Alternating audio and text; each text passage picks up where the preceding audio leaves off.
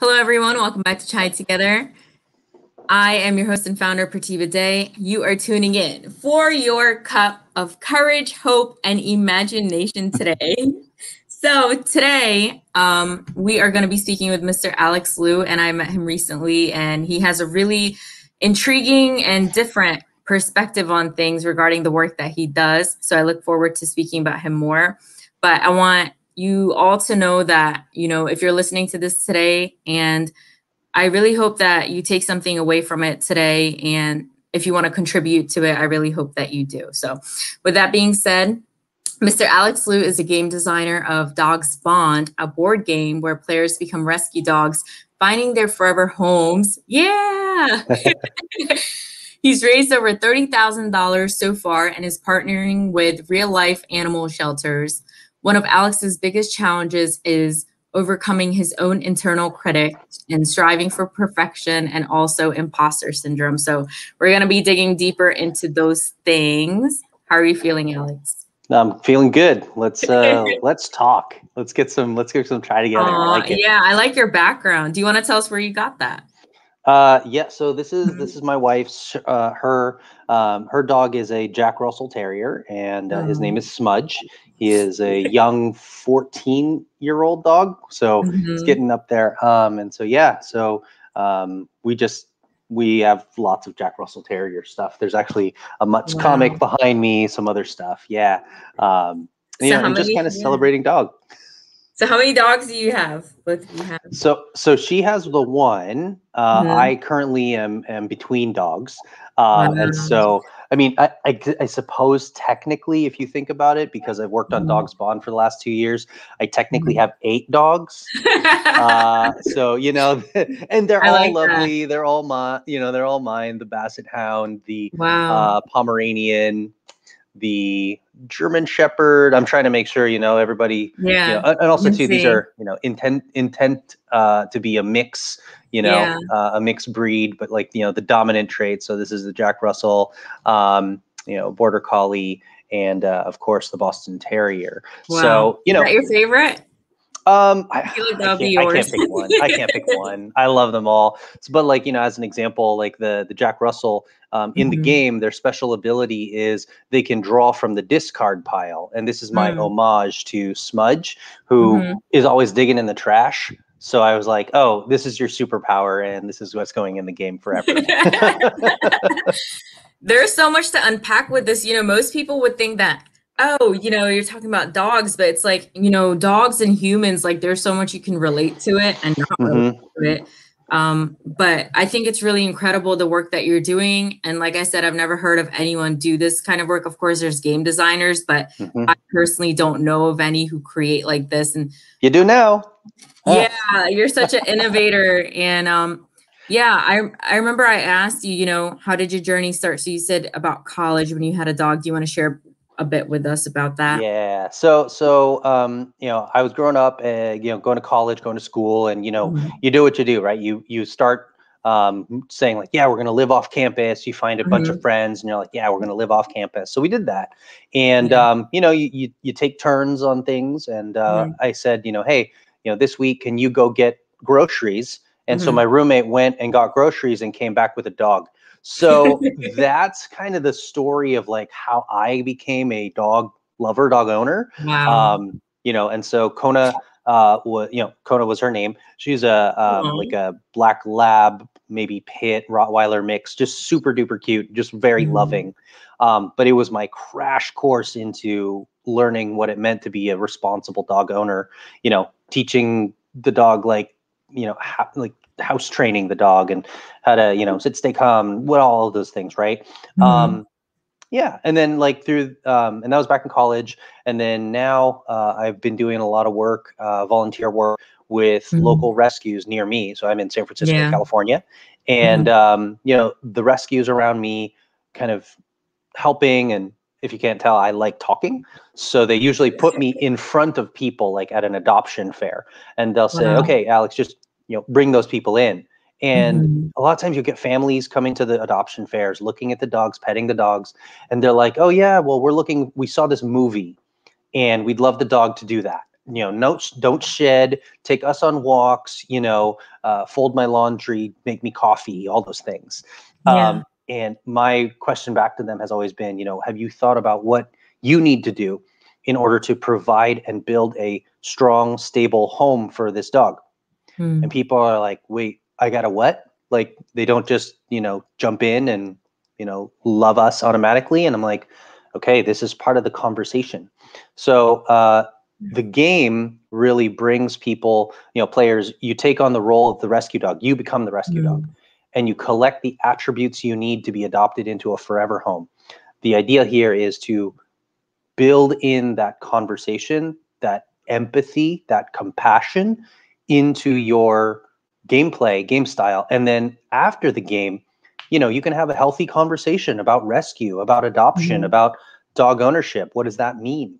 And yeah, so that's kind of how it all flows through. And yeah, I took it seriously finally in 2019.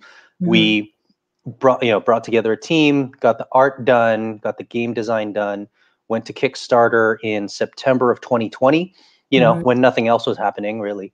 And then, and now we're looking forward to being, and we're successfully crowdfunded. So far, we've raised about $30,000. And so we're going to be in print, in production, crossing fingers, global supply chain willing. We'll be there in May of this year, 2021. Yeah. So altogether, how many years has it been? This whole journey. Yeah, I get this question. I get this question a lot. The dogs that I've had in my life really inspired what dog breeds came forwards in the game design. Just because these are the dogs that I've had the most exposure to, the most experience with. So that was the easiest to bring forwards in the game. And Kona was my dog in 2005. So yeah, it's been a while. And she actually just recently passed. Yeah. Yeah. And so, as I was, kind of grieving that between dogs, working at rescues, saying, hey, there's a lot of love to give, making a game, because I'm a big nerd, love board games. And so I said, you know what, there's no game that really focuses on this story, right? Can I do it? Can I challenge myself to make it and do it?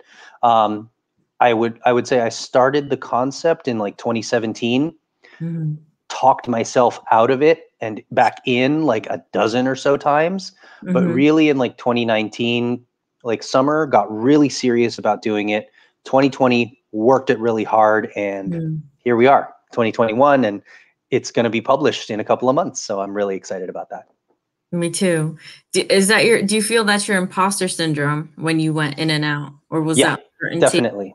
Definitely. It's, the self-critic, hey, you have no business doing this, or, you look around at other games that, are in your family's game closet or in everyone's game cabinet, right? And you're just like, man, this, my game, I don't know if it ever will meet that standard or be that iconic, right? I mean, it's like, it's like trying to say oh yeah, as a kid, we all grew up playing games like Guess Who, Hungry Hungry Hippos, Connect 4, Uno, right? These are games that everybody plays. And I'm like, I'll never make that. I'll never do that. And this desire, or this again, right? The critic comes out and is like, well, your game's okay, but it's not this good. Or your game's okay, but it'll never do this. Or it won't appeal to everyone because. And so I found that I would talk myself out of something, and that would sometimes set me back 4 or 5 months. I would just not work on the game because I just wasn't in that zone, in that creative space, in a healthy manner. I would be in the creative space and just critical of myself, right? Needling myself just out of ideas, out of action, wow. And it's tough, to overcome that. Certainly. And then all that is to say, it doesn't stop. My imposter syndrome is very high right now because I haven't yet produced the game. The game is in print, or Yeah. it's being printed, it's going through the safety testing, all the other stuff that you have to do when you're making a thing. Wow. But the imposter syndrome really comes into play, especially when you're doing crowdfunding, where you kind of have to say, I have a dream. Do you like it? You know, and you offer it to the wide world on the internet. And you say, would you like one? Maybe just, would you take a look at it? I'm so, you know, and you start, you know, it's really something that you have to kind of coach yourself through, either through, you know, I'm going to have a strong cup of coffee in the morning, or I'm going to work out in the morning. And like, you kind of get into that groove to break yourself out of the spiral, you know. Once you do that, you know, then I think that there's a lot of room for great things, for, you know, if you embrace the opportunity of failure, if you embrace that everything is, you know, that things can go well, focus on what can go right instead of what's already gone wrong. Like, focus on what you can get right. You can, like, lots of cool stuff will happen. And as long as you're open to those new opportunities or different conversations that you may never have expected, you too can end up on Chai Together with Pratibha. Yo, I really like that. I was gonna ask you, you know, that time you said 4 or 5 months you're creating, but, you know, not really. So was your team there at this time? Like, Kiki No, there yet? No. no, I hadn't yet engaged with an art team because I couldn't afford it, frankly. Right? It was, I mean, you know, when you're innovating and crafting and creating, you know, it's quite a lot to go on to say, you know, I'm ready for art, I'm ready for design, I'm ready for packaging, right? And I really wanted to have the game really well put together before I went that route. So yeah, like in That 20 perfectionism. Yeah, perfectionism is right. Yeah, exactly there.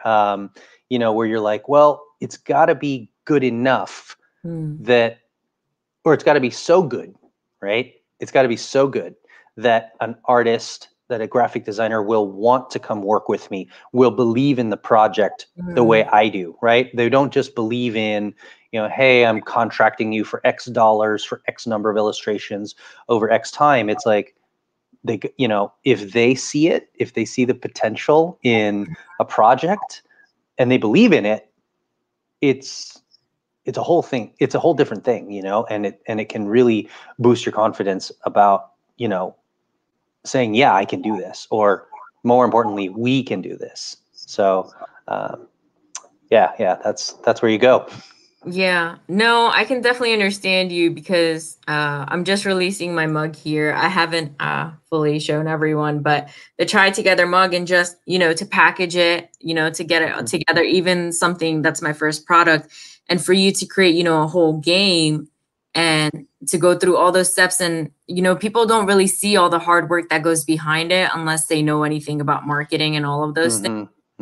I can only imagine, like, the nights of, you know, second guessing yourself, and like, it's like you're doing it yourself. Like, no one has the same vision that's in your mind. Yep. But, like, for you to have a team, they have to, like, be aligned with you in order to know, you know, where you're going and to find those people.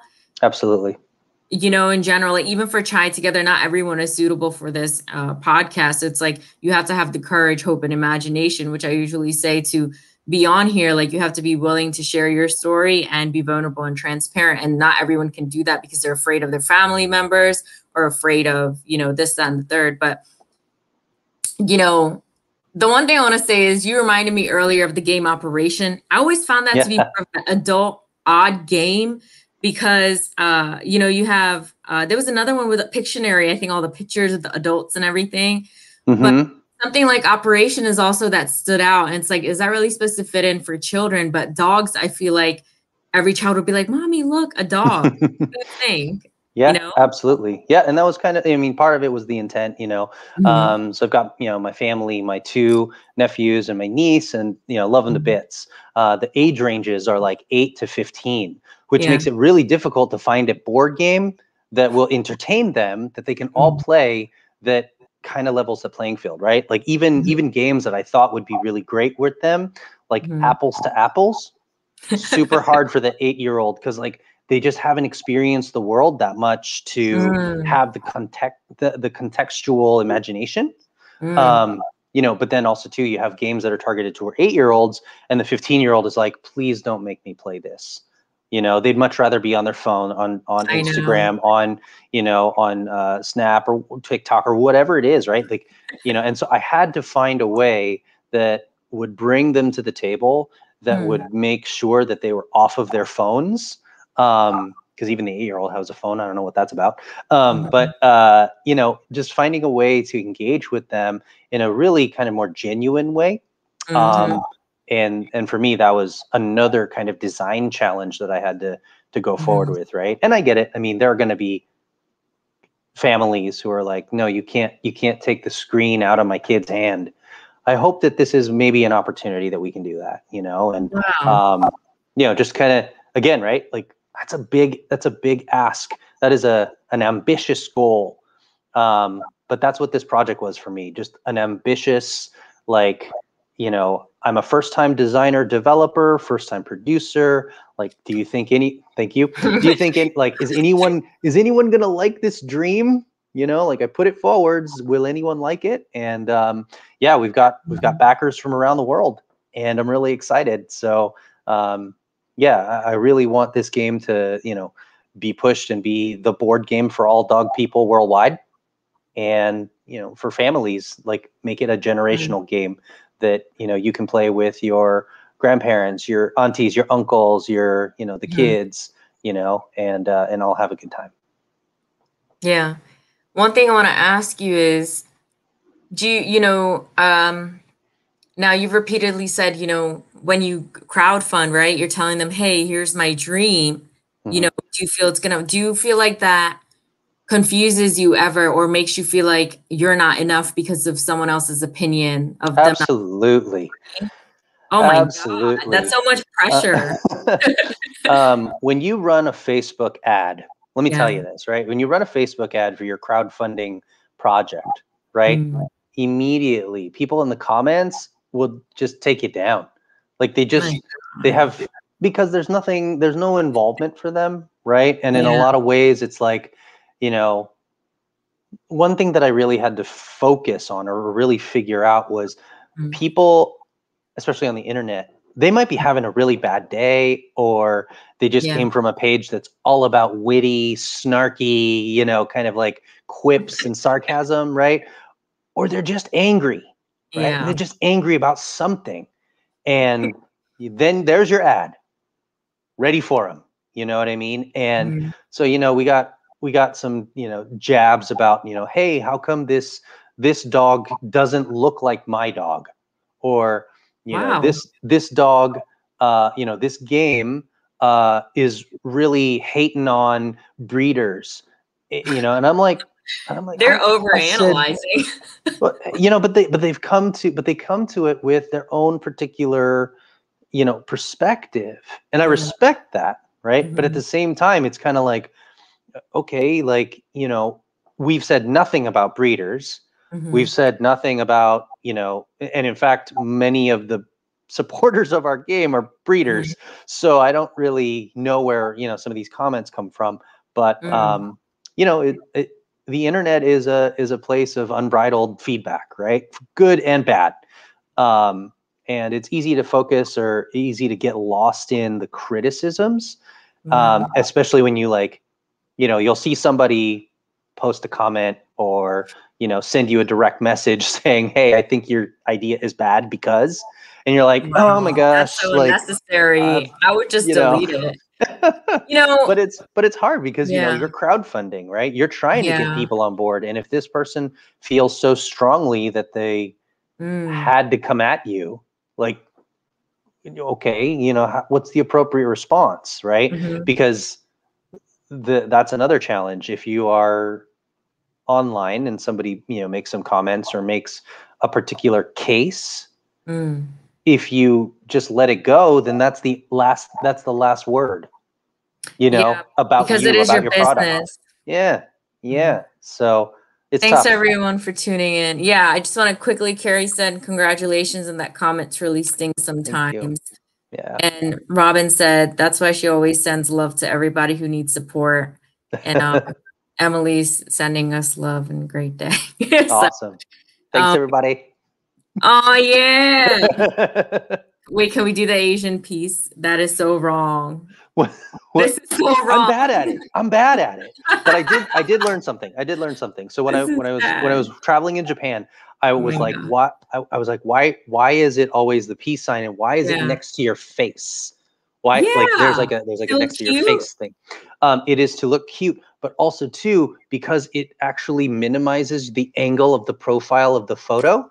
Oh, because they're very into right, because it's about how are you perceived, right? And so if it forces the forces the perspective, right, in a way that it's like tinier facial aspect. So yeah. Yo, things you learn in travels, right? I am cute. Technically, everyone who's tuning in, we are both Asian. So Asia is a continent, India is inside of it, and China is inside of it. So wait, what? Oh my god. Yo, see your facial features, you can't even tell. That's what our faces. That's a whole different topic, but I remember once I was told my face is flat too, and I was like, oh, okay.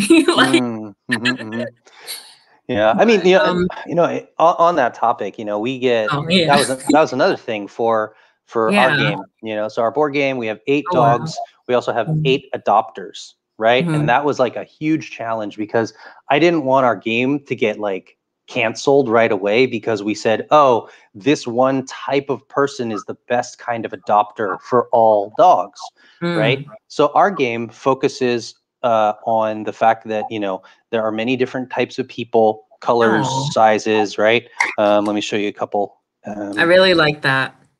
That's very important. Same thing with like Barbie dolls too. Exactly, right? So like the games that you play, we wanted to have that's me right there in have the it show have it show, there's different age ranges, there's different kinds of people, all of whom are great prospective dog owners and lovers. And there's not like a particular one type of person. I like the hijab. Wow. Yeah. Oh yeah. Yasmin. Yeah, she's great. Wow. So we wanted to just kind of showcase that, and because our game has like a oh, she was holding one.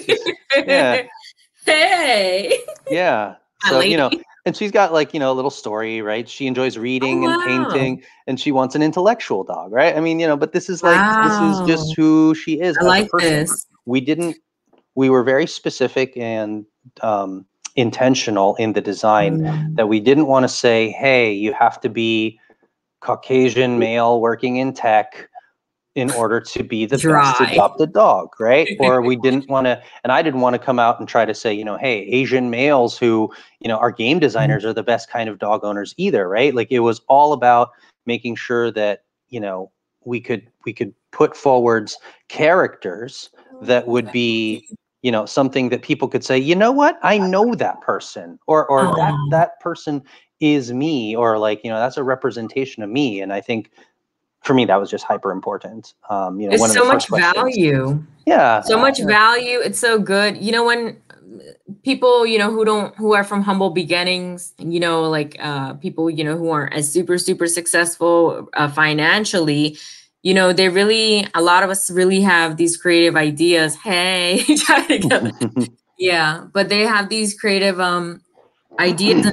A lot of small businesses put a lot of value and love because we hand make a lot of things. And yeah, people think it's cool. They think your game is cool and all inclusive. Thank you. Yeah, we and I mean, like as an example, we were very intentional to include other things. So like Chase is our non-binary adopter, just to kind of say, hey, look, like you're seen, and Chase, they want to go on hikes and music festivals and stuff like that. So like that was kind of the whole point. I like that. It's like everyone deserves to be in the game. Everyone could be that dog lover, be that adopter. So. So Alex, what's your big goal with this game? What is your big goal? Well, I really want to, like I said in the beginning, to make it a tool, like an education tool, to allow people to really start thinking about, what is it that we have to do to prepare for a dog? What's a dog going to feel like in our home? The Wow. reason why I aimed it at ages 10 and up is because typically, and this is just my experience, right? But when families are thinking about getting a dog, usually the kid's about 10. Committing to responsibility, committing to exercising the dog, things like that, right? And the family's like, okay, well, can we do this? Should we do this? And I think that, it's really important that families, adoption agencies all have this conversation. And my goal was to make a positive impact on the conversation of rescue and adoption. It's not a sad story. It's just the story they've got, and yeah, we're working with, right now it's about 20 different rescues, real life rescues in the US, and we want to open that up to animal rescues, dog rescues worldwide. That this can be used as a fundraiser. So basically, you buy this game, we're going to be donating to real animals and real animal rescues, because we support those who are supporting these rescues, these missions, and we share in that mission to improve the lives of animals. So that's for us. It's very meaningful. So is this not for your own financial gain? I mean, I have a day job. You know what I mean? I do mergers and acquisitions in Fortune 100 tech. So that's fine. Like that's great. For me, it was about contributing something, about designing, developing, launching my own thing, and kind of saying, you know what, I'm going to be okay being bad at this, right? And overcoming those internal criticisms, overcoming the imposter syndrome, being, like you said, right, vulnerable enough to say, I'm not sure how it's going. I hope people like not only the concept, but will back the project, will buy a copy of the game, and so really the intent here is to find a new creative way to have that positive influence in the conversation, but also to empower fundraising for these great organizations, which are so often just volunteer run, and these volunteers, they have these big hearts. And so hopefully our game, if, when we are printed and we go worldwide, the limits on the game is really how big are people's hearts. Wow. You did it there. One thing I want to ask you is, why a board game? Would you go digital ever? Yeah, we get that question a lot. On the app. Yeah. I think that there's a certain intrinsic value to having a board game, to playing a game physically together, right? Especially today, right? How sick are all of us of Zoom meetings, exclusive like meetups that are all only virtual, right? I mean, people are, unless it's something like this, right, where it's two people talking, sometimes it's like six people talking, like half in, half out, like, people like focusing on email, just like whatever. So for me, it's always been important that this is a board game, that this is a physical kind of come to the table type of activity. Also too, because I was targeting my family, my kids, right? So I was like, how do you come to the table and actually do a thing with me and not have, 45% of your attention on your screen, right?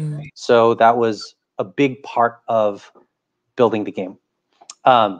Going digital, we have the game digitally on a platform called Tabletop Simulator. And right now, that's the main way that we're able to do play tests, demo at conventions, and show people how to play. But there's you have to buy that software. You have to know how to use it. You have to have a computer that's strong enough to run multiple things. So it's a little bit different. So yeah, but like a standalone app or anything like that, maybe, if we if we get a lot of love for the board game itself, Mm-hmm. then we can go into some of the design and development of an actual, digital version. Mm-hmm. So moving forward, what is it that you would need financially? Like how much, is the estimate for that to go all out for it to be completed? Like what are we trying to raise, or how much would it Yeah, cost to sure. pull Mhm. together a digital version? Yeah, Like, to what you're raising now and then what it would take for the digital. Do you know the yeah. math yet? Like here's the beautiful thing, right? We are, from the game design development perspective, Mhm. we're done. It's 100% done. So Wow. now it's really about like any additional copies that we sell. It's Mhm. about raising money for the rescues, but also too, that Wow. money can then be put back into other projects. So as I Mhm. mentioned, we have 8 dogs. We get emails, text, DM all the time. Where is this dog? Where's my Chihuahua? Where's my Pit Bull? Where's my Malamute, my Husky, my Pomeranian, my Pomsky, whatever else it is, right? So I People would are never love to. happy. I think what it is that people just, they want more, right? They feel like, hey, this is a great project. Can you do more? And the answer is yes. So the thought is, if we are, excuse me, when we are successful, Mhm. raising, selling out all the copies that we have, we can Mhm. then, reinvest, do some more, review, design of new dogs, get new artwork, do more play testing. And yeah, all of that will kind of go, as big as your Wow. hearts. So how many dogs do you have now personally? I'm personally in between dogs. I don't have Oh, any dogs right now. But yeah, so I mean, these 8 are the okay, ones that I yeah. take care of in the box. That's because your dog passed away recently, right, Kona? Is Yeah, that Kona. Yeah, Kona passed Kona? away. Maybe Kona passed away probably in 2015, Mhm. 2016. So I was like, kind of, on the down and outs of that. And then Mhm. in 2017, I was like, how can I build something that really can commemorate and pay homage to the Wow. amount of impact that she had on my life? Mhm. So as an example, in the game, Yeah. there is do I have it here? Yeah, there's a rope toy, which indicates whose turn it is, right? So this rope toy is what you pass to the next player to say, hey, Wow. it's your turn. When you pass it to the next player, Mhm. everyone at the table barks. So you've got Oh my 4, gosh. 5, 6 people all barking, howling, right, as you pass the toy. Yeah. This rope toy is because Kona and I would play with a rope toy, and we would play and we would tug and pull for hours. And she would bark. I would have to throw it. I'd have to play with it, and yeah. So that's my little nod to Arthur my barked in the dogs. comment. He said innovative and he said rough. I want to Rough. hear that rough art, by the way, and send me an audio. But yeah, I actually used to bark like a dog too, just for fun. I guess younger years, because Hmm. whatever. Like, now Whatever. it's like if you do something out of the ordinary, he's laughing. Something if you do out of the ordinary, people are like, it's like if you're not stiff standing in line, or if you're not, perfect doing something, it's Hmm. just like, oh, like you're odd or you're weird. It's just like, no, it's like we all have that child, we're all still children. It's just that, adulthood, but it's like be yourself. And people who can do that, it's like they honestly don't care about what other people think. That's it. I That's really it. like people like that who are just singing or dancing just outside or doing whatever. Hmm. Need more Hmm. people like that for them to express themselves. Because I mean, you're here and then you're gone, right? Like just like Hmm. dogs. And one thing I want to ask is, have you ever thought about, as your dog passed away, have you ever thought about doing something about how to heal from a dog passing, or to create something, once the dog passes, like what to do then? Did you ever think about that? Yeah, I mean, I think everybody goes through that Hmm. grieving and healing process in very different Hmm. ways, right?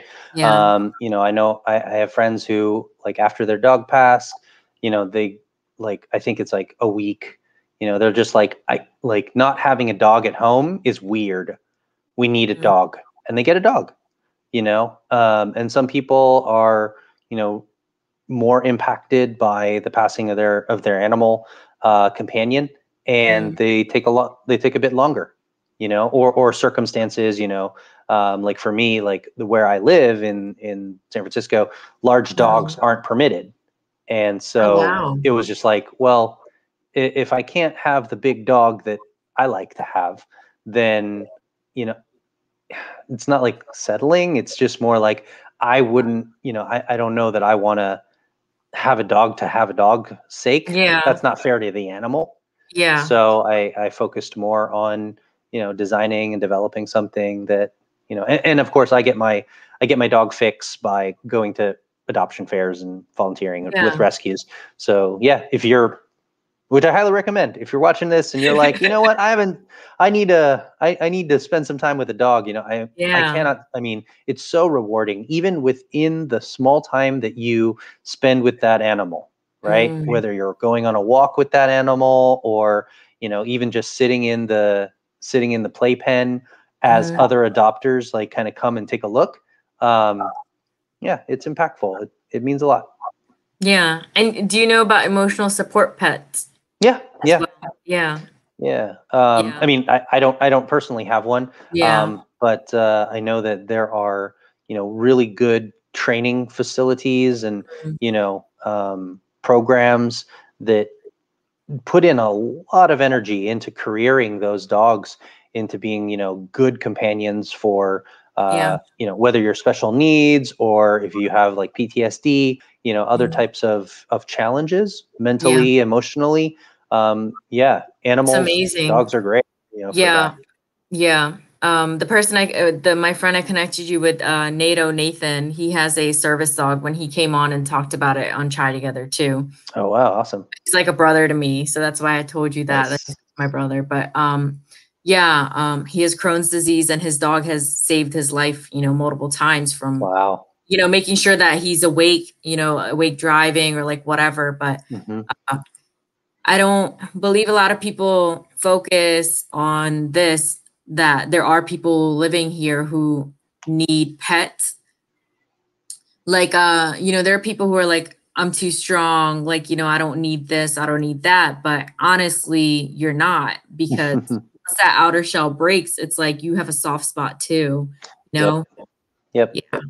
When you like, if you like, just look on Netflix, you can search up dog documentaries. There's tons of stories, like the documentaries of, you know, the service animals getting training, like what their career path looks like and stuff like that. So like, if you're interested in that, take a look. And then, you know, from, you know, what you're saying about people, you know, being too strong, or like, you know, like, I don't need this to compensate.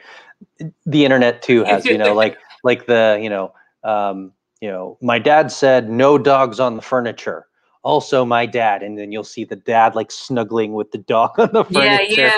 Like, you know, and it's, you know, it's just I mean, yes, there's oftentimes like that striving for independence and rugged independence, if you will, right? Like, I can do it. I don't need, you know, I don't need no dog. I don't need no cat. Like, but really, I don't think it takes away from anybody if you're, you know, it's like when you get a pet, when you get that animal, your capacity for love increases. It's not like your capacity for love like is limited to, you know, only my family and 6 friends. Like, if there's a 7th friend that comes in, sorry, one of my other 6 friends got to go, or sorry, we're not accepting applications. Like, I just think that there's a capacity within each of us as people, right, to give more of that love. And certainly, you know, when I play this game during play testing or virtual conventions, you know, I'll meet people and it's like, you start talking off and you're like, oh, where are you from? How's the weather? What do you do for work? And these are very surface questions. When I ask you or talk to you about your animal friendship, how did a rescue impact or change your life? Oh yeah, people open up and it's like talking to them and they've opened up their soul. Wow. And I really enjoy that. It's like when someone looks at you, they looked into your soul. That's right. Their eyes. That's right. Yep. one thing I want to say is, also when people have pets or, when they're saying the strong thing, that they don't know what they need until they get it. Like they would have known that they needed it. True. Life to better their life, whether it be pets or anything else. But right now we're talking about pets. But I also wanted to ask you earlier, you mentioned you wanted a big dog, but your home location doesn't allow it. So is that why you're in between pets right now? Also too, I have a roommate who is who's allergic. Mm. So yeah. Oh God. You gotta sort that out. But sacrifices, you're doing what you need to do to get your vision out there. And I think that's the most important thing, because you're gonna be rewarded big. And even though those people, you tell them, hey, here's my dream, I feel like the right people you will attract, and those people you don't need to work with anyway in the future. And also I feel like the thing you said, it can affect you where they validate your dreams. So only you know that you have to bring this out. And it's not for everyone. It is different. But I definitely feel like your game is 100% something the world needs. And why not you? Other people create all kind of crap, just it really is crap. And like you're creating something valuable. So thank you. I just don't see that. Don't let them like stop you. That's basically what I'm saying. Yeah, thank you. Appreciate that. Yeah. I mean, like in the game industry, it's very common. Even some of the like, everybody asks the next step, right? When are you going to be sold in Target? I think one of the big challenges for a game like ours is we are on a different wavelength. We're on a different theme. Our theme is about rescue dogs finding their forever home. It's a bonding conversation. Dogs bond. Right. Yeah. Dogs bond. And the challenge right now is that what's really popular, like the themes about like Monopoly, where your goal is to bankrupt the other person, Risk, where you have your army wipe out the other person off the face of the planet, or other party games where like the theme is poop. And it's just like, it's, and of course we don't have like, elves and knights and dragons. If we did, I'm sure that other stores would pick us up. It would be like a thing that's like super easy because it's very mainstream. Whereas this is by design a project that is talking about and has a true social goal. It's an actually mission-driven thing. So to your question earlier about like, how much money do you have to raise in order to be successful? We kind of already did it. Now it's just about getting the mission, getting the game out there, being part of your game night, invite us to your table, give the game a forever home at your table. And, it can sit under the table and just wait for scraps. It's fine. But yeah, that's, I think that being almost like a calm, meditative, wholesome game, honestly, sometimes makes it harder to sell. Yeah, I was just thinking that because, same, small businesses in general too. It's like, they have this idea and this dream, but it's like the marketing and like what the society agrees with. Even when we have, those, basically when we have Black Lives Matter, LGBTQ, like standing up for things, protest, that's the word I was looking for. When we have that going on, it's like, that's also shunned. And it's like, you're taking a stand and it's like, I can only imagine. That's why I say, when they tell you how they feel about your game, it's like, okay, next, like it's like going through numbers. Same thing with like network marketing. You keep going through the people until you reach the right people who want to join your company, things of that nature. But I just feel, so there's like two things. So the first thing is, you may have like to have confidence, have an attitude of, in general, like I'm not doing what you do. So I'm like, no, I won't allow someone else's opinion, right? Like Les Brown says, my coach, to determine, who I am, all these things. And you have that attitude, that stance. But then when you go into crowdfunding, it's like you feel like you have to bow your head, right? You have to like bow your head. To fit. Suck it up. Yeah, but not to where it's like they're being racist or something like that. That's totally different. But some people do even sacrifice that just to get in there, and then so they could So they can use their sacrifice to actually fund their dreams later on, but they have to like get in there so they can take all the cursing or whatever racist crap or people, because I know people who took all that, even Mr. Les Brown. Do you know of him? Mr. Les Brown? Yeah, I've heard him. Yeah, Yeah, through your so podcast. with him, oh, thanks. With him, he had told us where when he spoke at the Georgia Dome in Germany, I'm giving this example because that's the point, and it was 80,000 people, but the gentleman, he's a billionaire who actually gave him the opportunity was being racist towards him, and he was testing his anger, but he responded very calm and he didn't allow that to get to him, and he let on to have the opportunity to speak because he took the racism. So that's basically my point, that sometimes to get your product out there, it's like some people bow their heads just to do that, and they like live with it or like they're okay with it, and then they're like they can the compromising of your values in order to like get across or whatever. Yeah, I think for us that was a big thing for us, for my whole team. So as an example, we funded on a platform called Kickstarter. I know that. Yeah. And Kickstarter took actually a very strong stance on Black Lives Matter, right? So it has, I think on the top of the page it had Kickstarter, and then right below it had hashtag Black Lives Matter, right? And as a crowdfunding platform, that was the platform we were on. So our banner had that too. It was like the header banner, and our project was on there. And I mean, Black Lives Matter. But we got criticism for it. We got criticism for it. Like people were like, "Hey, how come you have Black Lives Matter on your webpage where you're doing crowdfunder?" And I'm like, "Because they matter."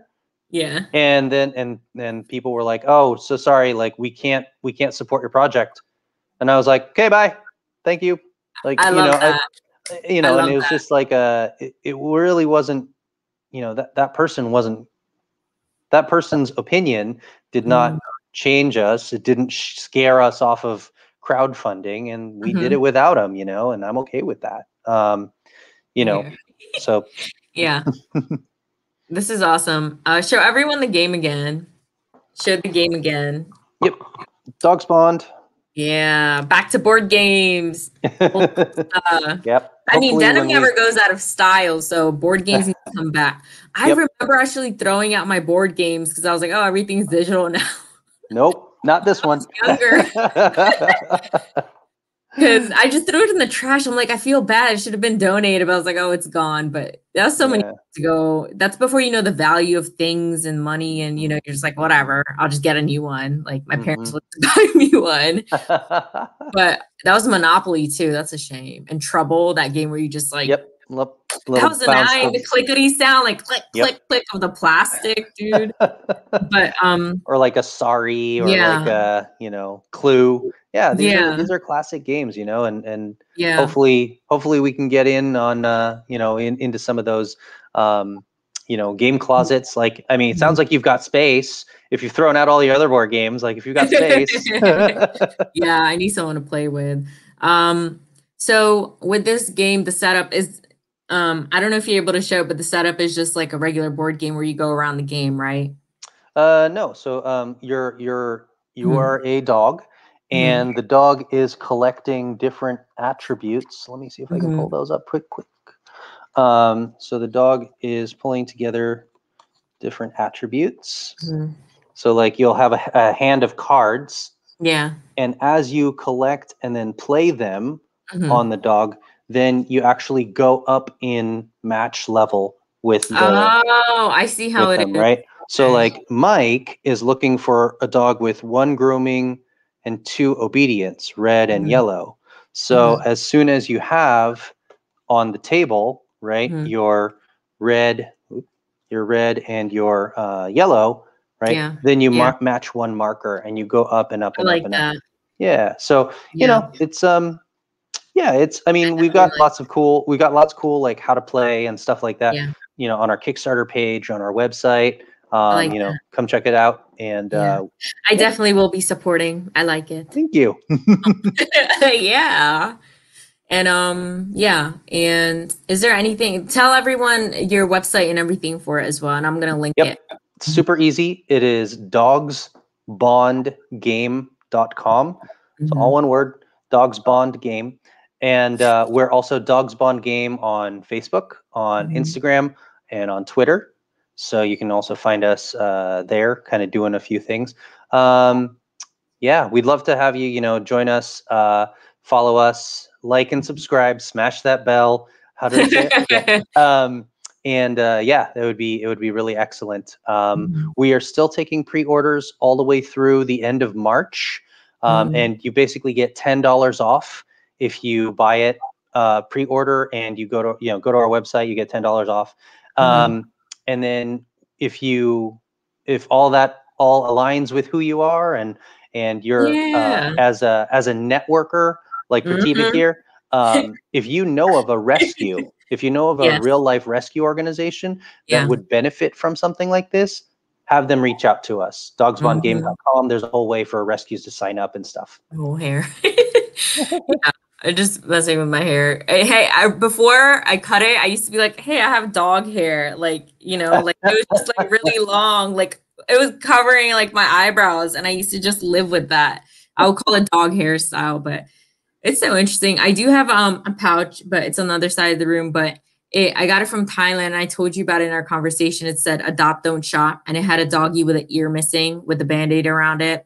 But I don't want to get up to show it. So it's interesting how the people you meet through networking and how stories and things can come together just through sharing, your journeys and sharing like what you do. Like I wouldn't have even like the podcast group, like that's where I met Alex for those tuning in, and just how I can say, oh, I bought this adopt don't shop bag, or I know someone who has a rescue paws in Thailand. Like imagine that, like if you don't speak up, like, closed mouths don't get fed. So that's why I'm like big on networking, like it's amazing. I just find like there's so many blessings in just talking. Yep. And that's part of it. If you can get over the imposter syndrome and like, be willing to raise your hand and say, hey, this is what I am. This is who I am and what I have to contribute. I think also too, it's like, Pratibha's living that life of giver's gain.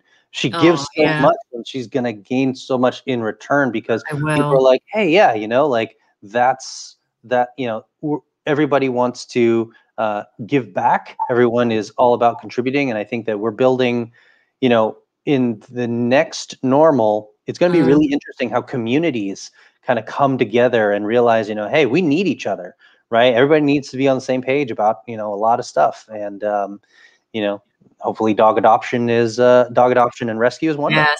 So one of my goals is to get a dog. I actually was going to get a street dog when I lived in Thailand and name him Cappuccino. And I have a video of a dog I sent you. I was holding him and people said, oh, it's like, he's like your baby. Like he was acting like as if he knew me and he was so close to me, but he was just a street dog and it was small and big there.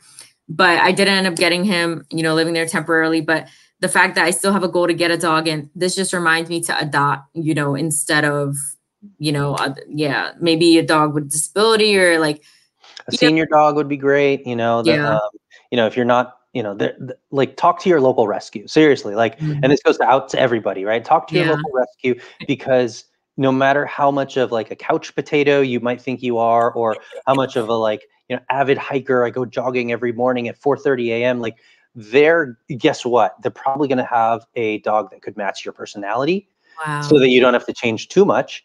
And again, these rescue organizations do so much with the animals. Like they check them out for, health stuff, but also too, they evaluate their temperament. They evaluate, kind of what kind of a dog is this, and how do we find that right human for them? And this is such a hard job because one, it's mostly volunteers just giving of themselves and, getting by on small donations. But really they serve the community in such a wonderful manner, and they serve these dogs and these animals in such a wonderful manner too, because they, if you go in and you're like, hey, this is the kind of life that I live, is there a dog that I can help? You're gonna find your best friend for sure. Alex, I like that question. Is there a dog that I can help? Right? It's about serving. Like, what can I do to help? Yeah, that is just amazing. This is such an interesting conversation, and yeah, I'm just Yeah, I'm glad we did it fast. We moved on it fast. We And did. yeah. So is there anything else you'd like to leave the viewers with? Yeah, keep, join us on Facebook, Instagram, Twitter, all Mhm. that stuff. You'll, check us out, grab your pre-order, because that's going Yeah. to go away, like for sure. Like Yeah. that's not going to be there forever. I So definitely will. help us get over that hump of, we're still small. And the more people that, you can introduce us to, the better. And of course, once we all get back into into normal and can all Mm. play games again, hopefully Dogs Bond is one of the first games that you play with Yeah. the family. Yeah, I'm definitely already excited for it. Like I just imagine myself coming in the mail, oh, my board game's here. Like, That's because I right. haven't had one in like years, but I really do visualize people, even in movies or in general, like playing it outside and like having picnics again and using, Dogs Bond at the game as a game, but the picnics with the actual dogs playing outside with like frisbees and stuff. Yep, Like back in the day, like totally.